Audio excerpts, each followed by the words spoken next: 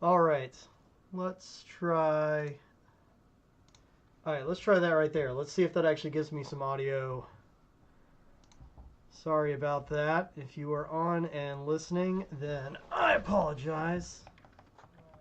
All right, let's try that right there. Let's see if there we go. That seems like that's working.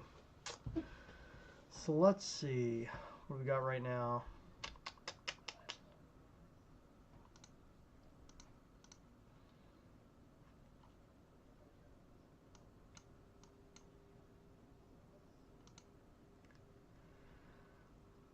Okay. All right. Yeah, sorry. I normally have my whole setup and I just realized that I don't have my mic or anything with me, so that's normally what I would default to when it comes to my audio and everything, but alas, I did not have my act together when I set up this stream, so that's what I get for trying to be fancy. Uh, all right.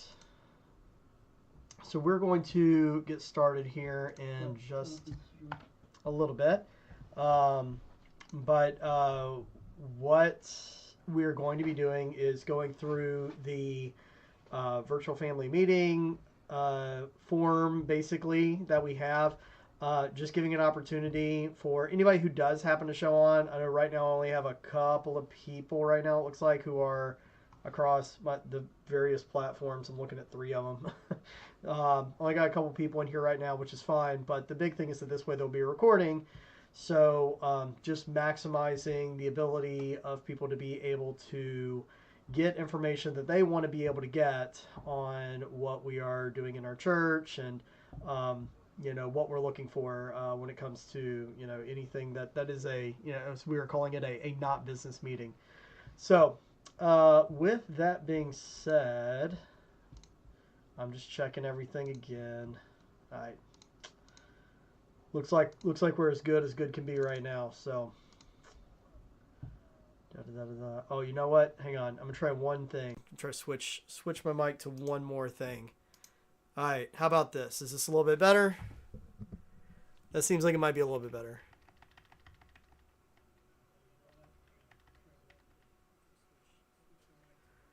I'm just listening to audio on the recording right now. Yeah. Okay. All right. Well, I got my microphone up here, so hopefully you guys can hear that all right. Anyway, so what we were saying. Oh wait, I can turn my gain up this way. I'm sorry, I have too many toys right now, so kind of my inner ADHD is going bonkers right now. All right. Okay, so we'll do that. Okay, so like I said, there should be a link in the description for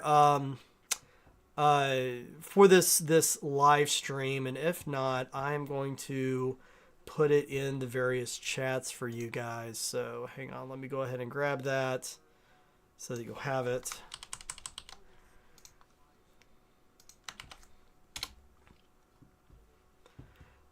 Yep. Hey, Phil. I know, Phil. I'm sorry. I don't have my act together. What can I say? It's been a crazy day. Also, the other thing, too, anything that any of you type, pretty much across all the platforms, a couple of them are worse than others, but if you guys type something, there's like I don't know, like a 30-second delay or something like that, which in terms of streaming something feels like an eternity. So yeah, I will be looking at chat, but it'll just take me a hot second to actually see it and read it. So that being said, we can go ahead and get into this. So if you go and you look at that link, then it should open up into a Google form. Let's see. And I'm going to I'm going to do more magic. Look at this. Hang on. I can sit here and add a screen share, display capture. I want display capture. I can add a window capture and then tell it, bam. Look at that. Isn't that fancy? I'll even move over a little bit so that way you can see it a little bit better. So there we go. Look at this. This is a professional operation. Me without my me not setting up my stuff correctly in the first place and all that. So this right here is what you're looking at when it comes to the virtual family meeting.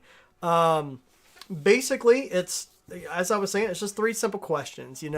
I kind of cheat. I guess there really is technically a 4th one because I do ask who it is we're talking to. So if you look on here, what you're going to have is you're going to have something that just says, what's your name? Pretty simple. Just tell us what your name is. If you are in a household where you are speaking for kind of more than one person, then you can put that in a little bit later. But for right now, you just put your name into it. So I just kind of scribbled some things in there. I'm not actually going to submit mine, but I actually already did fill mine out. But we're going to have this right here. So, you got your name, and then there is a little video. Now, we're not going to sit here and watch it together, but when you open it up, it has, me sitting here explaining what we're doing and all that. So for anybody who doesn't watch this, anybody who doesn't read the emails, you still have a video clip and people can, follow along right there. So anyway, that's that. So now you're going to click next. So the next thing, and I guess kind of the first substantive thing, all this up to now has been me getting my act together and also, kind of intentional stalling, I guess. Just in case anybody else wanted to hop in on Facebook or YouTube or in Subsplash. So anyway, so we have the first question in here. Now, the reason why we word it this way is because I mentioned in church, a lot of people get really weird about the question of membership. And, it's the different traditions, different groups and everything have like very specific ways of looking at membership with like letters of membership and all this kind of stuff. And it just causes a lot of confusion for people. The reality, come to find out, there's not actually any rule that says that you can't have a quote unquote membership in more than one organization at a time. So for the sake of what we are doing here, what we really care about is just if this is your church family. Because if it's not, that's fine. It just means there's certain things that, hey, we probably won't bother you with. But if you consider this your church family, then you just say yes, that yes, I consider this my church family. Otherwise, if you don't, then first of all, it means the next question you're going to be able to skip over. Second of all, it just means that like, maybe you go here, maybe you participate in a few things, but you don't really consider this like your church family, Okay, fair enough, fine. You're not going to get you about it or anything. So you just go ahead and pick which one is appropriate for you. So again, there's a little video there, but the video pretty much goes over exactly what I just said. So there you go. You're going to respond to that.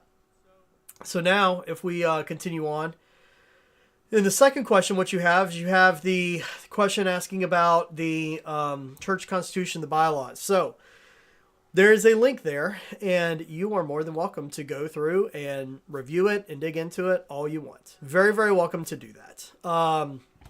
But what I'll tell you is it's something that the Elders Stewardship Team have looked into it. The constitution bylaws are set up so that you basically have the Constitution up front, which is all the stuff that's like, this is what we believe. This is what we stand for. And then there's like some, what I'd call operational stuff, which is in the bylaws.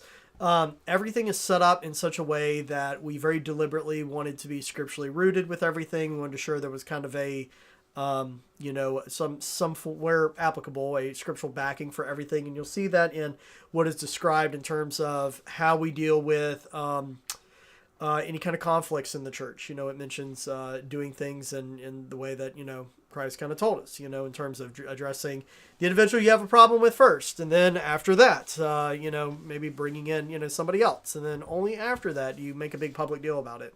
The other thing we do have, kind of our core beliefs in there. And the core beliefs, the long and short of it with very, very few modifications, is there's a thing that's called the Baptist Faith and Message 2000, and that is it's what a lot of the Baptists and Southern Baptists use, but it's very like basic explanation of beliefs. There's nothing too sophisticated in there. So if you're looking for some deep treatise on theology, you're going to be a little bit disappointed. But what it does do is it just ensures that, there is something that our church is based on. Real quick, I do know that we have some other people have kind of popped on here. So just kind of glancing at chats and all that kind of stuff. So if you have just now popped on, just so you know, the link is right there in the chat, but you can click on it. But basically, just looking at our what I refer to in the email as 3 very simple questions. The first one is just filling in your name, and then you could also kind of identify if you're filling out the document for just yourself or for other people. Anyway, so continuing on, we were talking about this second question of, the Constitution and bylaws. When it comes to the bylaws, the phrase that I always use is, I want to ensure that there's enough structure so if Joseph Pack gets hit by a bus, things can continue moving forward. And that's kind of what we have in there. So I can tell the elders and stewardship team have looked at it several times over the last few years. It's not because it takes a few years. It's because, honestly, when you're doing, we're doing events and service and all that kind of stuff, honestly, that is more urgent and important than, doing some of this. So, it's like we would pick this up and do it a little bit, and then we drop it, and we pick it up, and then we drop it, and now we're kind of point where we're pushing over the goal line. So that's what we got right there. If it's something that you look at it and bluntly you just kind of say, look, realistically, I'm probably not going to read it, but I trust what the elders and stewardship team and all that are doing, then cool, you can do that. Otherwise, you can actually go and read it. That's perfectly fine. You got a week. And then, you can submit it. But otherwise, if you have some kind of issue with it or concerns, even if you say yes for that matter and you still have things you want to bring up, you can click yes. And then, in the space at the bottom, you can provide additional information on what it is you think it may be missing or needs to be looked at again or something like that. So continuing on, I said yes. And the last thing we have in here, again, I told you it's very simple, is we have this thing that talks about, who could you see being a good elder? Now, when we talk about an elder, I want to make certain I'm very clear about this. An elder is not what so often I feel like you see in a lot of churches where it's like the, board, the corporate board or whatever, the chief directors or whatever of a company, that's not what it is. There is a scriptural purpose for elders. And when we use these titles, when a lot of churches we use these titles and just kind of use it to be like, oh, this is kind of like the corporate board that runs things in our church, they're really missing out on a big mechanism that, the Bible explains when it comes to how churches should be run.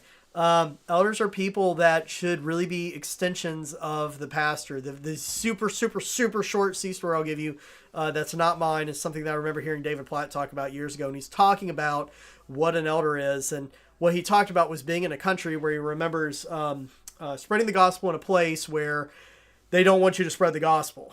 And so when he was there, he's there with a buddy. And they originally had this plan that they were going to go in, and his buddy had his big camera and was really into photography, and all the little kids there absolutely were fascinated by cameras. So the whole idea is he'd go over and he'd be one to show the kids their camera and take pictures of them, and they'd all go crazy. And while they were doing that, David Platt would go around and he had these materials in their native languages, basically tracts, explaining who Jesus is.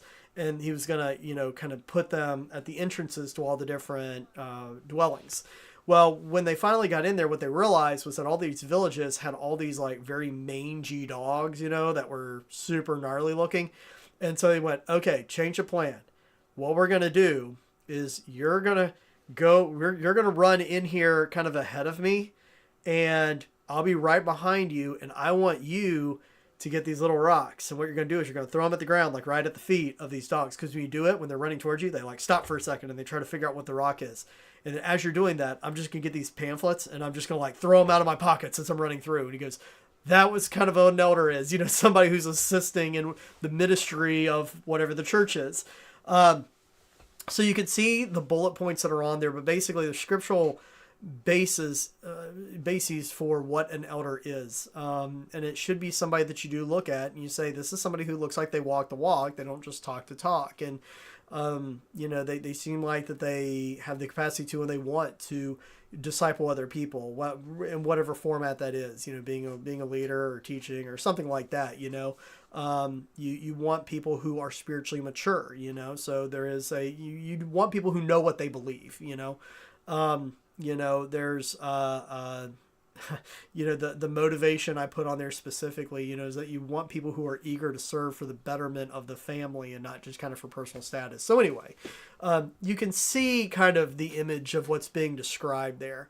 And so anyway, that was me talking for a long period of time so that way you could maybe think and percolate some ideas about who you think might be an individual that would be, somebody that would be a good elder type of individual for our church. And we have a few that I think would be great. I know there's been a few that have been offered up already.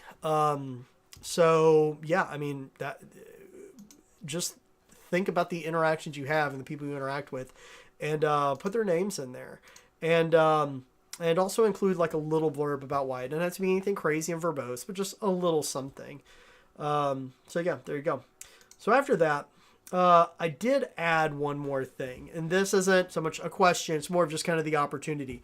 In our church, we're very open with things anyway, but it seems like if we're going to do something like this, we should probably always provide some form of an opportunity for people to express things that they want to see, things that they're curious about, things they like answers to, just kind of whatever. So again, you can ask me questions anytime you want, but because we're doing this and some people might be in the mode of thinking about things, I want to put it down here just in case, while going through this, a thought popped up, and this way people have an opportunity to provide that kind of question back coming in.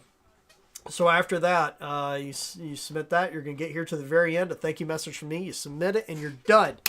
There you go. Wasn't that so much more painless than literally every other business meeting you have ever gone to in your life? I could tell you, I mean, there's reports and things that we could do when it comes to, because it's going out streaming on the internet and everything. I don't want to go over like balances and stuff like that, but obviously we're real big on transparency, and, anything that you want to know, just feel free to ask. In a venue like this where we stream it out there openly to the internet, the only things you really kind of hold back with are, I guess, kind of operational security stuff, and so the actual bank balances and stuff like that. Probably don't want to put out there, but things that you want to know about what's going on in the church, what kind of the thinking was behind decisions made, what the plans are for different ministries or resources. Feel free to bring this up at any point in time. You don't have to wait for a business meeting for something like that. When we talk about, things like these, virtual family meetings, these are really just so that we can kind of deal with some sweep up issues that maybe we've known for a little bit that we need to take care of. So, anyway, that's kind of that. So I guess what I will ask at this point in time is, I'll kind of, if there's any questions right here, if you guys have any thoughts or any kind of general, I don't know, any things that you're curious about, I'll kind of pause and riff for a second and, be here in time for the delay and whatnot. But, again, we only have a few people who are, on the actual live stream. So I don't suspect I'll get a whole lot right here, but anyway, that's pretty much that. So I won't waste your time anymore, including me fiddling around with all of my sound settings and everything. Again, I don't have my fancy mic or anything, so that kind of threw me off. Including all that, we're at 20 minutes. So this whole thing took, we'll call it 15 to make ourselves feel better. So anyway, that's what I got. Again, thank you guys for participating in this. We are going to keep this up for a week. So basically next, Sunday, we'll kind of close this thing down so that way, there's a finite dispense with date on everything. And then after that, we'll kind of move forward with what we have. So I will tell you, when it comes to the whole elders thing, a big part of that is we do have individuals who have been serving as elders for the past, very much, with, I would say, de facto, very much the approval of the church family. But, we want to go through and actually do, an elder's ordination for the individuals who have been serving, because just because you're no longer actively serving on something, that doesn't mean that you're not an elder in the church anymore. It just means you're not actively serving on the team. And then obviously individuals who would be joining us would be individuals who would want to ordain as well. So that way the entire church can, just affirm these individuals. So, that is that. I don't see anything in chat, so we won't drag it on. Thank you again so much. I appreciate it. And I will be looking forward to talking to you the next time we meet again. God bless.